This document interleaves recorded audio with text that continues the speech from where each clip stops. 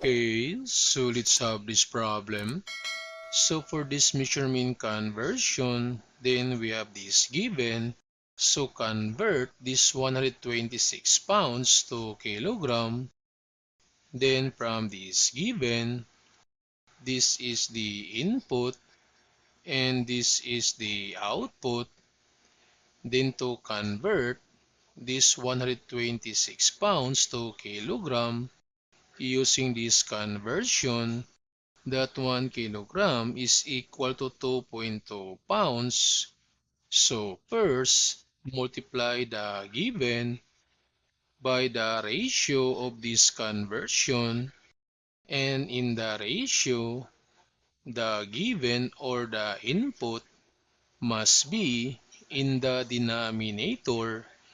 So we have 2.2 pounds, and the output must be in the numerator. So we have 1 kilogram. Then we can cancel now this unit, and the remaining unit is in kilogram, and that's the output. Then to simplify, so over 1 multiply, so this is 126 kilogram, then over multiply 2.2. Then to simplify, so this 126 divided by 2.2. So we have 126 divided by 2.2 equals, so that's 57.2727. So we have 57.2727 kilograms. So this 126 pounds is equal to 57.2727 kilograms. Then for this given, so how many seconds in 2 days? So this one is the input and seconds is the output. And to convert these 2 days in seconds using this conversion, so first, we need to find the number of hours in a day.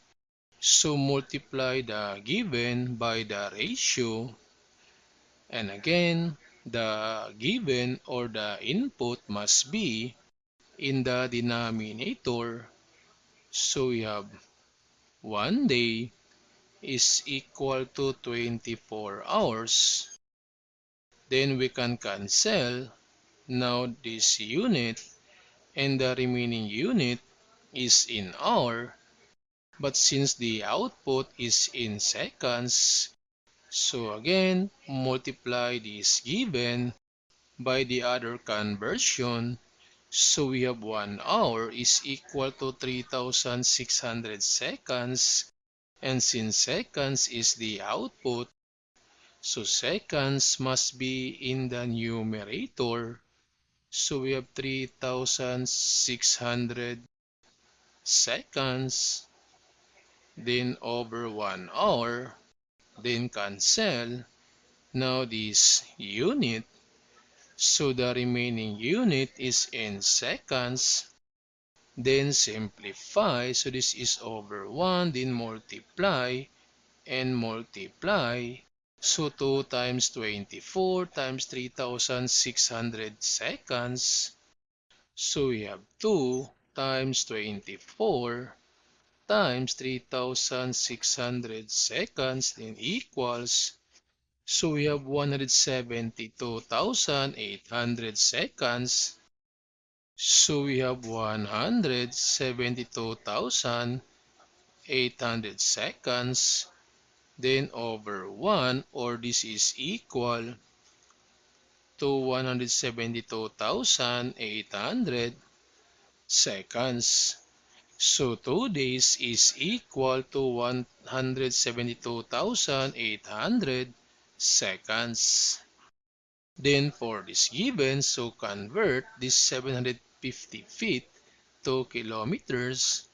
So this is the input, and this one is the output. So to convert this 750 feet to kilometer using this conversion, so first we're going to use this conversion that 1 meter is equal to 3.281 feet.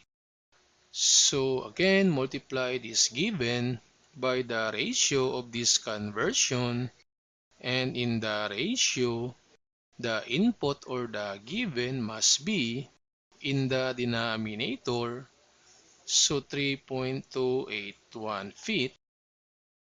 Then we have 1 meter, so that we can cancel this unit. So the remaining unit is in meters. Then we need to convert this meter to kilometer because kilometer is the output. Using this conversion, that 1 kilometer is equal to 1,000 meters. So the output must be in the numerator. So we have 1 km over 1,000 meters. Then cancel this unit. So the remaining unit is kilometer. Then simplify. So this is over 1. Then multiply. So we have 750 kilometers over multiply and multiply. So we have 3,281. Then to simplify, so 750 divided by 3,281. So we have 750 divided by 3,281 equals, so that's 0.2286. So this is 0.2286 kilometer. So this 750 feet is equal to 0.2286 kilometer.